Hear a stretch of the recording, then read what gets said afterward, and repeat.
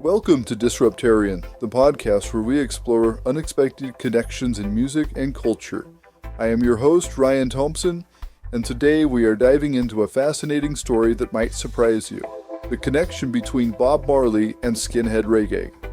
Joining me today are two incredible guests who bring unique perspectives to this conversation. First, we have DJ Sarah Collins, who runs a fantastic ska and reggae show in Bristol, England. Sarah, thanks for being here. Thanks for having me, Ryan.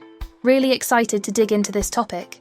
And with us is Rich Dicky Garvey Banton, who's been part of the skinhead scene for 35 years and runs the Spear blog, that's Skins and Punks Everywhere Against Racism. Dicky, welcome to the show. Cheers, mate. There's so much misconception about this piece of history, so I'm glad we're talking about it. When most people think of Bob Marley, they picture dreadlocks, Rastafarian culture, and laid-back reggae vibes. But there's this incredible connection to British working-class culture and the original skinhead movement that many people don't know about. Today, we're going to unpack that story. Let's start by clearing up some misconceptions about skinhead culture. Dicky, you've been in the scene for 35 years. Can you tell us about the authentic roots of this movement? Right. So the original skinhead culture emerged in the late 1960s, and it had nothing to do with the racist nonsense that came later. We were working class kids, black and white together, united by the music and the fashion. The style actually came from Jamaican rude boys, the suits, the boots, the close-cropped hair. That's something I've always found fascinating in my research for my radio show. The skinhead movement was actually one of Britain's first truly multicultural youth movements, wasn't it? Exactly right, Sarah. We'd all meet up at the same clubs, listening to the same music. Jamaican immigrants were bringing over these amazing records: ska, rocksteady, early reggae.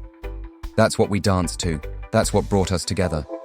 So this was really a fusion of working-class British and Jamaican immigrant culture? Absolutely. In places like Bristol, where I'm based, you had these blues parties and clubs where young people from all backgrounds would come together. The music was the universal language. The thing people need to understand is that back then, if you were working class in Britain, whether you were black or white, you lived in the same neighbourhoods, went to the same schools, faced the same struggles. The skinhead culture was about pride in who we were, not hatred of others. And the fashion itself tells that story. The clean-cut look was about taking pride in your appearance, even if you didn't have much money. The music was about celebrating life despite the hardships. It's quite different from what many people associate with the term skinhead today, isn't it? That's what breaks my heart, mate. What we had was something special, something unified. The racists who co-opted the look later on, they took something beautiful and tried to destroy it. But they never managed to take away the truth about our roots. Let's talk about one of the key figures in this story, Desmond Dekker.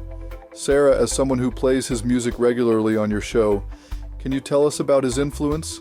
Desmond Dekker was absolutely massive. Israelites was the first Jamaican-made record to hit #1 in the UK, but it wasn't just about the charts, his sound, his style. It really resonated with working-class Britain. I remember the first time I heard 007, Shantytown. That rhythm, that energy. It was like nothing we'd ever heard before. And the way he dressed, that sharp suit look, it really influenced the skinhead style. What's really interesting is his connection to Bob Marley. Many people don't realise that Dekker actually helped Marley get his start in the industry. Can you elaborate on that connection? Well, both of them worked at the same studio, Studio One. Dekker was already established when Marley was just starting out with the Wailers. He saw something in Bob, helped him make those crucial early connections. And you can hear that influence in Marley's early recordings. Songs like Simmer Down have that same driving rhythm, that same urgency that Dekker was known for. The impact on British youth culture was huge, wasn't it? Massive. When Dekker sang about rude boys and street life in Jamaica, somehow it perfectly captured what we were feeling in the concrete jungles of British cities. It was like he was telling our story too. And that's what made skinhead reggae so special. It wasn't just about dancing, though the music was incredibly danceable. It was about connecting with these stories of struggle and survival. So Dekker really helped pave the way for reggae in Britain? Without a doubt. He opened the door that Bob Marley would later walk through. But more than that, he helped create this amazing cultural exchange between Jamaica and Britain that changed both countries forever. Now let's focus on Bob Marley's early work and how it connected with the skinhead movement. Duppy Conqueror became huge in 1970, didn't it? Oh mate, that track was absolutely massive in the scene. The rhythm, the message, it just spoke to us.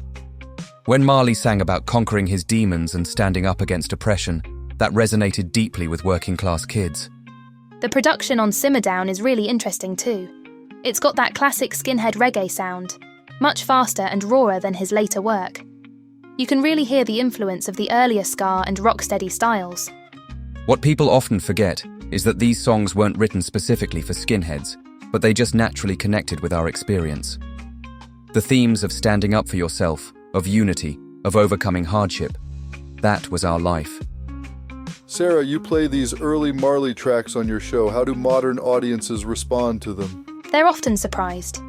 Most people know the later, more laid-back Bob Marley, but when they hear these early tunes, they can't believe it's the same artist. The energy is just incredible. Small axe was another big one for us. When Bob sang about the small axe cutting down the big tree, we felt that. We were the small axe, working-class kids trying to make our way in a system that wasn't built for us. And these songs were actually being played in the clubs? Absolutely. They were perfect for the dance floors. The up-tempo rhythm, the driving bass lines, you couldn't help but move to them. I remember being in clubs where they'd play Simmer Down and the whole place would erupt. Jamaicans, white kids, everyone together, just dancing and celebrating. That was what it was really about, unity through music. It really shows how music can transcend its original context, doesn't it? That's what makes these songs so special. They took on new meaning for different audiences while staying true to their roots. It's a perfect example of how music can bridge cultures and create something new. Speaking of bridging cultures, we can't talk about Marley's influence without mentioning his fascinating connection to the punk movement, particularly Johnny Rotten. Dickie, you were there during this transition period, weren't you? Yeah, it was amazing to witness. You've got to remember that Johnny Rotten was actually a traditional skinhead before the Sex Pistols. He never lost his love for reggae, and that influenced how punk developed. The musical cross-pollination was incredible. Many people don't realise that Punky Reggae Party was actually written after Marley went to some punk shows in London. He saw the same spirit of rebellion he recognised from Jamaica. That's right. The song name-checks The Damned, The Jam, The Clash, all these punk bands. But what's really interesting is how natural that connection felt. Both scenes were about standing up against the system. Tell us more about Punky Reggae Party.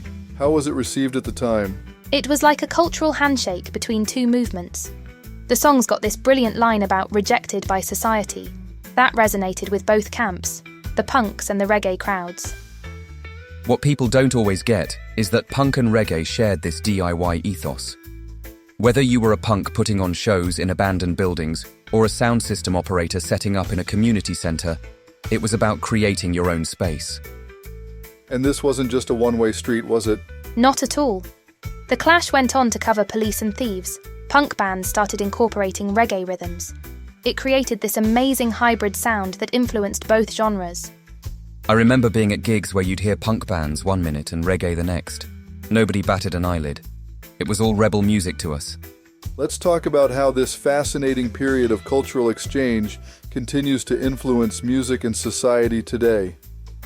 Sarah, from your perspective as a DJ, do you see these echoes in contemporary music? Absolutely, Ryan. The fusion we're seeing in modern music, whether it's grime artists sampling reggae classics or punk bands incorporating Caribbean rhythms, can be traced back to this era. I regularly play tracks on my show that demonstrate this legacy. The barriers between genres are more fluid than ever, and I think that's a direct result of what happened during the skinhead reggae era. What's really significant is how this period showed that music could bring people together across racial and class divides. In today's divided world, that lesson is more important than ever. The original skinhead movement was about unity, not division, and that's something we're still fighting to remind people about through SPEAR. It's interesting how this history challenges people's preconceptions, isn't it? Definitely. When I tell people about the multicultural roots of skinhead culture and its connection to reggae, they're often shocked. It completely contradicts the negative stereotypes that developed later. You know what's powerful? young people discovering this history for the first time. I see it at events and online. They're amazed to learn about this period of genuine cultural unity. The music still resonates because the messages about struggle, resistance, and hope are still relevant. And let's not forget the sonic influence. The production techniques pioneered in reggae, the emphasis on bass, the way of using space in music, all of that has filtered down through dance music, hip-hop, even contemporary pop. Do you think this story has special relevance for today's social climate? More than ever, mate. It shows how shared experiences, like working-class struggle, can unite people across racial and cultural lines. When I talk about this history at events, young people especially connect with that message. And musically, it reminds us that the best innovations often come from unexpected cultural intersections. That's something we should embrace and celebrate. As we wrap up today's fascinating discussion about Bob Marley and skinhead reggae, I want to thank both of our amazing guests for sharing their insights. Sarah, let me start with you. What's your final takeaway from this remarkable piece of music history? Thanks, Ryan. For me, this story perfectly illustrates how music transcends all boundaries. Bob Marley wasn't just making music for one audience. His message of unity and resistance resonated across cultures because it was authentic. As a DJ, that's something I try to remember every time I'm behind the decks. I'll add to that. What we've discussed today isn't just music history, it's a blueprint for cultural unity. The original skinhead movement, its connection to reggae, and Marley's ability to bridge different worlds, it all shows what's possible when we focus on what brings us together rather than what divides us. And I think that's a perfect note to end on. The story of Bob Marley and skinhead reggae reminds us that the most powerful cultural movements often arise from unexpected connections. To all our listeners, thanks for joining us on this journey through one of music's most fascinating chapters. And remember, as Bob himself said, one good thing about music, when it hits you, you feel no pain. This has been Disruptarian. I'm Ryan Thompson, and we'll catch you next time. We want to thank you for enjoying our shows as we rebuild Disruptarian after a decade of harsh censorship by big tech platforms such as Facebook and Twitter. Now that the cage has been opened and we are no longer shackled, we are now back on track. We are using virtual voice actors and employing some AI software to help us produce our podcasts for the time being. We hope that you continue to join us as we rebuild. We are broadcasting daily from noon UTC, and again a replay of the show at 3 p.m. UTC. Catch us at disruptarian.com at those broadcasting times, and also listen to homegrown music 24/7, 365.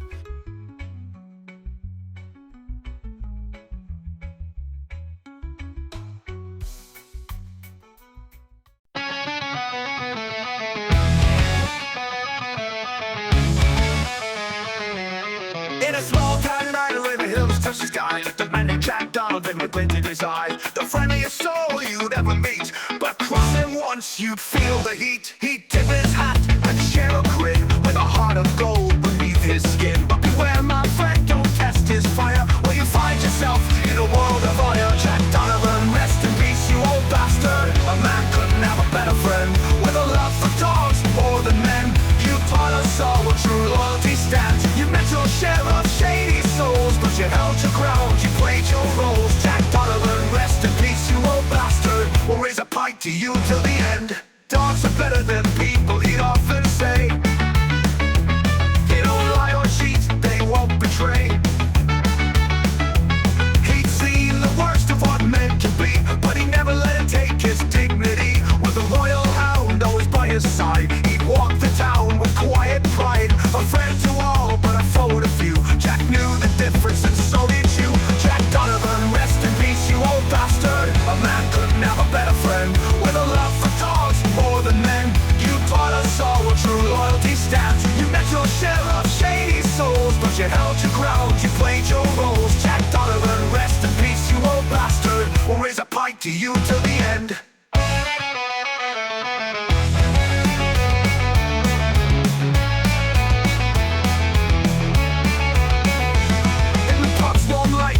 Share a tale of the man who'd fight but never fail. With a bark as strong as the bite he gave, Jack lived his life so bold and brave. He left his mark on every side.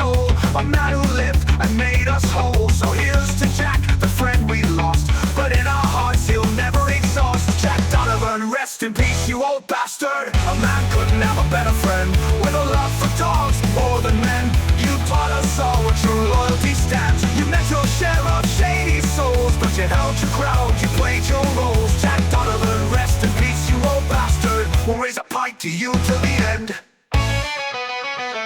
So here's to Jack, the man of the hour, who showed us strength, who showed us power. In every bark, in every growl, we'll hear your voice, we'll wear your scowl. Jack Donovan, rest in peace, you old bastard. In our hearts, your fire won't ever end.